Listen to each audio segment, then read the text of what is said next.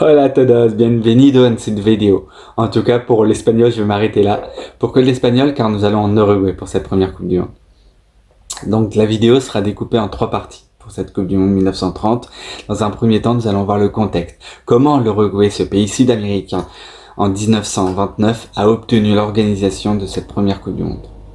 Dans un deuxième temps, nous allons voir la compétition elle-même, donc les groupes, les phases finales, la finale en détail, tous les scores. Tout sera ici, donc reste sur cette vidéo. Et dans un troisième temps, nous allons faire un bilan de cette première Coupe du Monde. Donc, n'hésite pas, prépare tes bagages, car nous allons partir pour un voyage d'à peu près 1 mois. Prépare ton cerveau, car nous allons apprendre beaucoup de choses. Peut-être même que le premier buteur est français. Qui sait? Nous allons le voir durant cette vidéo. Et c'est parti!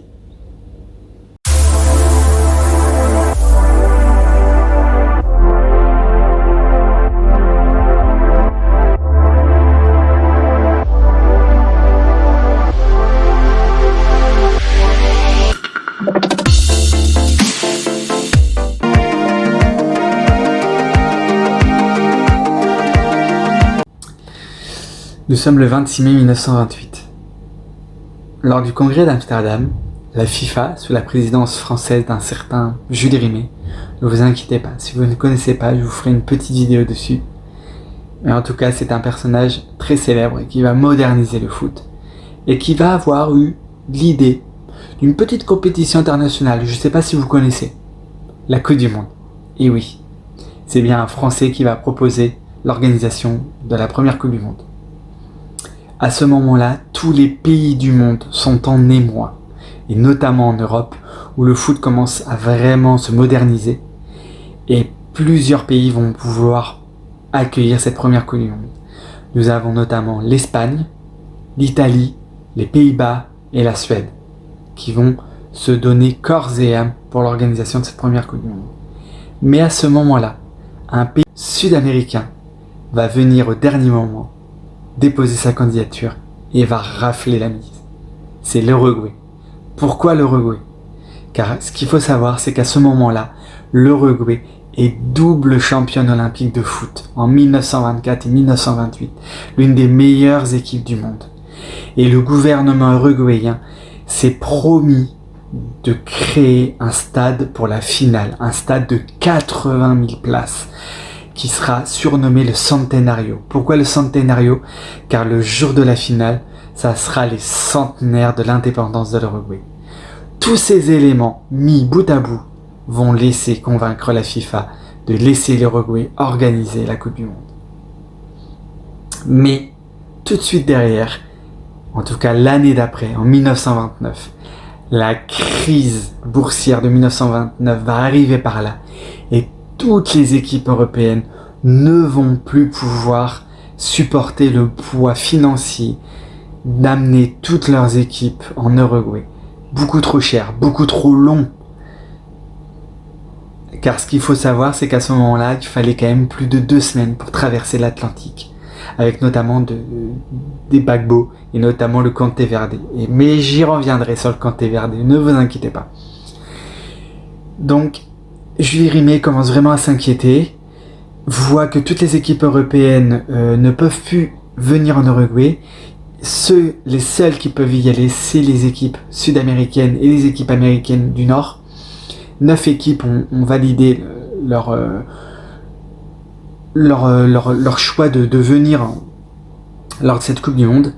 Mais Jules Rimet, grâce à sa force de conviction, à son envie qu'il y ait d'autres équipes, va réussir à laisser convaincre le gouvernement uruguayen de payer les frais de dépenses de toutes les équipes européennes qui viendront quand même en Uruguay. Et là, nous nous retrouvons quand même, et c'est sauf pour cette première Coupe du Monde, 4 équipes européennes qui viendront en Uruguay. Nous avons la France, la Belgique, la Yougoslavie et la Roumanie.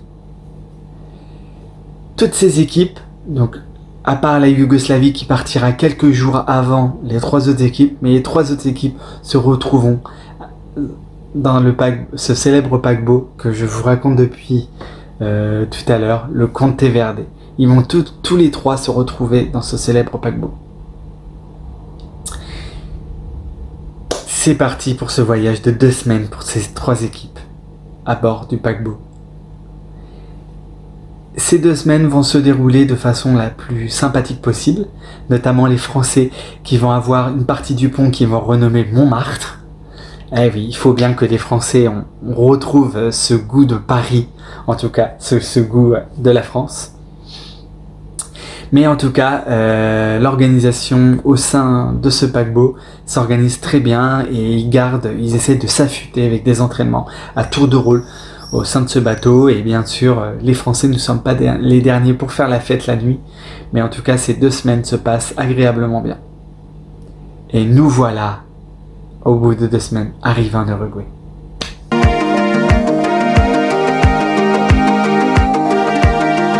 Avant le début de la compétition et la détermination des groupes pour chaque équipe, je voulais vous faire un petit focus sur les Français, sur les 16 joueurs français qui seront à cette première Coupe du Monde.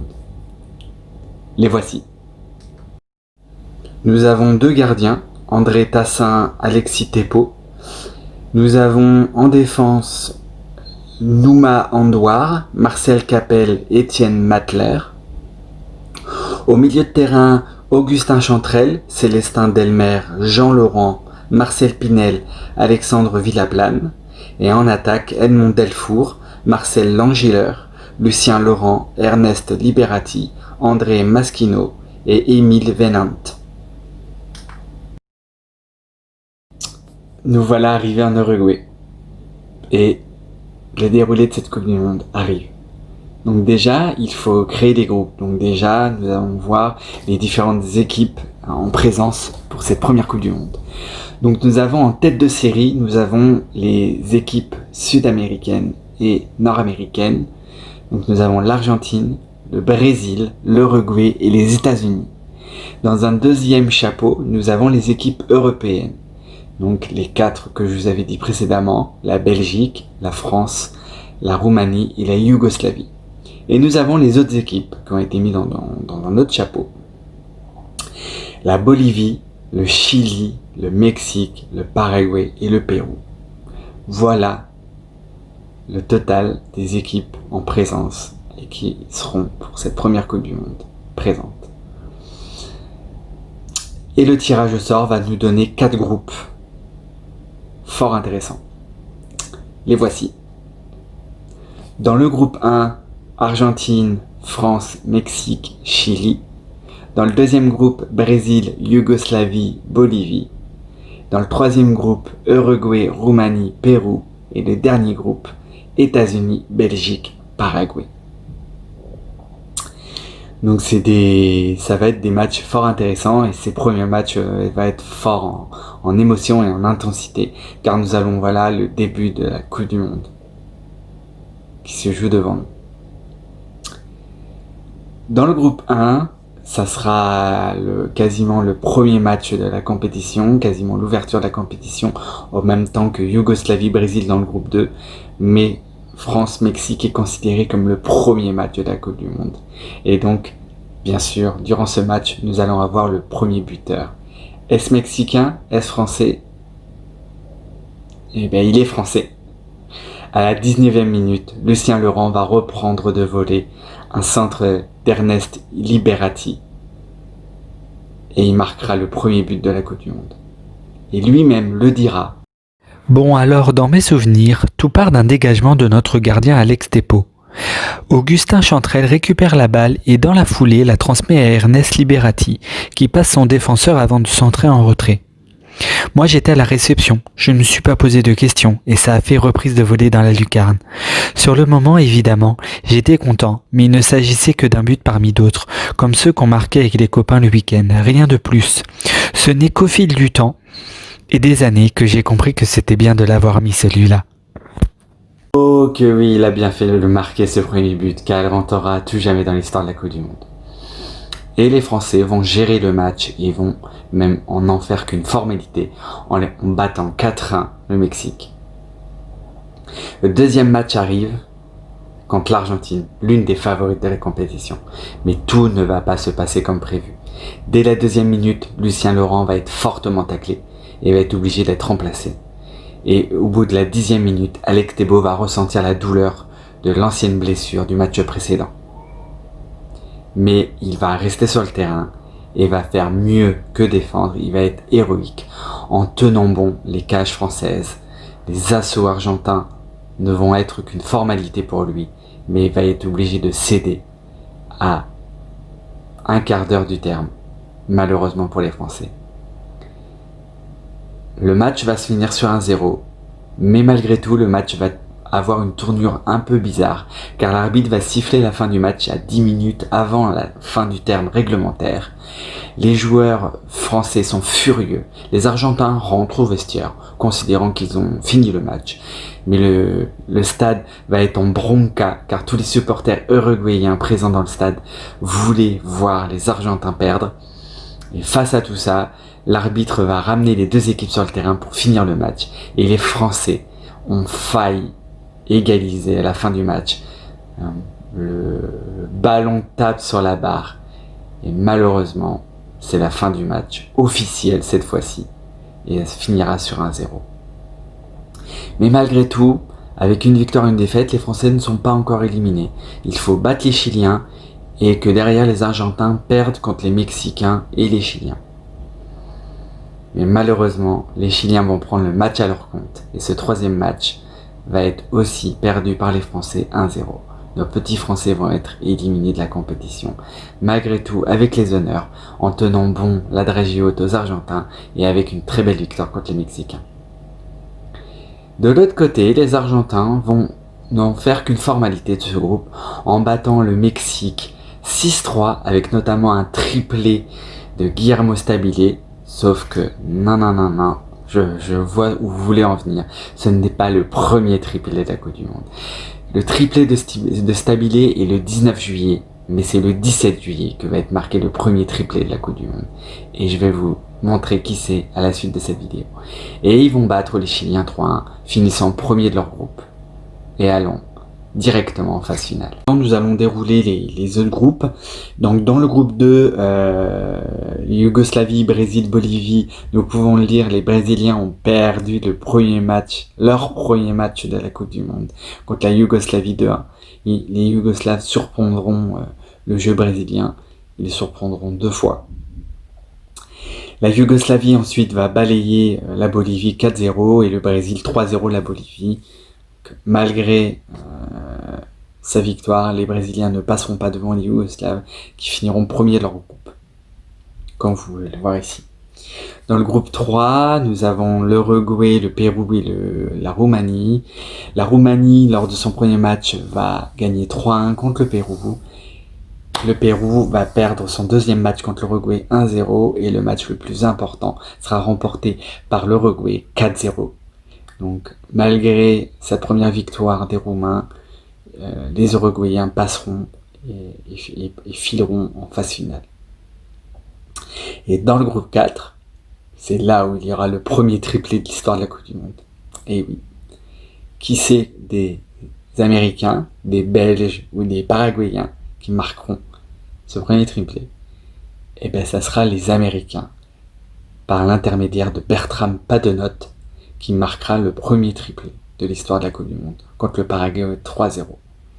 Et les Américains gagneront aussi 3-0 contre les Belges, et donc ils finiront premiers de leur groupe, malgré une victoire des Paraguayens 1-0 contre le Belgique, qui sera tout à fait anecdotique. Les Américains filent en phase finale. La phase finale va être des scores sans appel, des deux côtés. Il n'y a même pas besoin d'épiloguer plus longtemps que ça. Les Argentins vont gagner 6-1 contre les Américains et les Uruguayens vont gagner 6-1 contre les Yougoslaves. Les Américains, comme les Yougoslaves, ne feront pas le poids face aux deux mastodontes que sont les Argentins et les Uruguayens. Et ils filent pour la finale.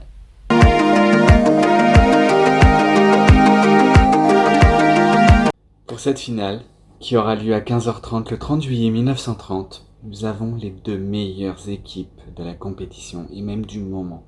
Nous avons les deux frères ennemis, qui s'affrontent pour la finale, pour l'obtention de cette Coupe du Monde.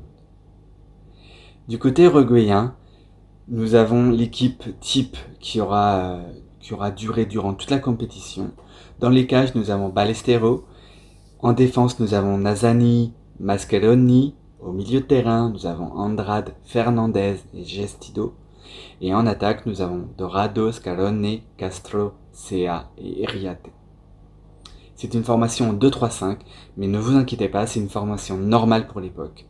Si vous voulez, n'hésitez pas en commentaire à me dire si vous voulez que je fasse une petite vidéo sur l'organisation tactique du foot dans l'histoire, car voir son évolution est très intéressante et je pourrais notamment vous conseiller un livre qui est juste extraordinaire pour ça.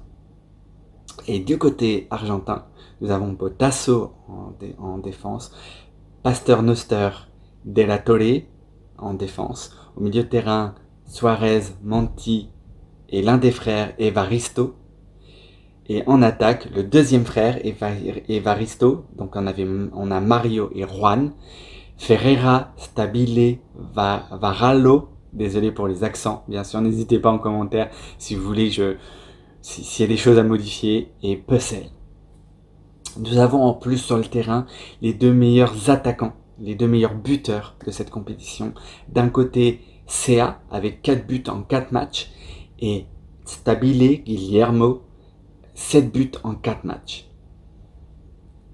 Et je vous ferai à la fin de cette finale un petit arrêt sur image sur un des joueurs de ces deux équipes, notamment Guillermo Stabile, car il a une histoire que j'avais envie de raconter. C'est parti pour la finale. Nous voici pour la finale tant attendue entre les deux frères ennemis d'Amérique du Sud, l'Argentine et l'Uruguay. Avant la rencontre, une polémique a déjà éclaté. Les deux équipes veulent jouer chacun avec leur ballon. La FIFA, en accord avec l'arbitre belge de la rencontre, Jan Langlus, vont faire un jugement à la Salomon. Ils utiliseront un ballon en première mi-temps et un ballon pour la seconde. Au stade Centenario, les Uruguayens vont tout de suite marquer, dès la 12e minute, par l'Uruguayen Dorado. Mais la suite va se compliquer lors de cette première mi-temps. La Céleste, vieillissante, n'a plus la vivacité, le dynamisme et ce jeu de mouvement qui avait fait des merveilles lors des Jeux Olympiques de Paris et d'Amsterdam. Les Argentins vont s'en rendre compte et vont tout de suite prendre le match à leur compte. Et grâce aux ailiers Pucel et à l'inévitable Stabile, les Argentins vont rentrer à la mi-temps avec un score de 2-1. Stupeur au stade, stupeur au Centenario. À la reprise de la seconde mi-temps, les Uruguayens vont reprendre le jeu en compte et grâce à Sea vont marquer, vont égaliser.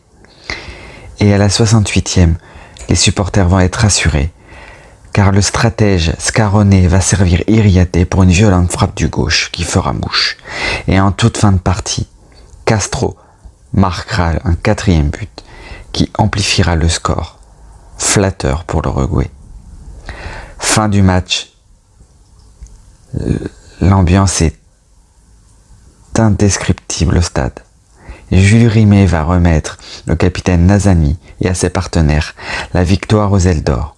Dans ce climat de liesse, le gouvernement va décréter que le jour d'après, le 31 juillet, sera férié. Voici la fin de cette première Coupe du Monde. Je voulais finir cette vidéo, comme je vous l'avais dit précédemment, en faisant un focus sur le joueur de la compétition qui est selon moi celui qui a marqué cette Coupe du Monde 1930. Je parle bien sûr du meilleur buteur de cette compétition, Guillermo Stabile. Voici un peu un résumé de sa compétition. Quand il débarque à Montevideo, l'attaquant Guillermo Stabile, 25 ans, est un parfait inconnu. S'il a remporté à 4 reprises le championnat argentin amateur avec son club d'Huracan, il ne compte jusque-là aucune sélection en équipe nationale. Ce voyage en Uruguay constitue son baptême de feu. Et encore, il n'est pas titulaire lors du premier match contre la France. Il ne doit pas l'être davantage pour la deuxième face au Mexique lorsque les éléments s'en mêlent.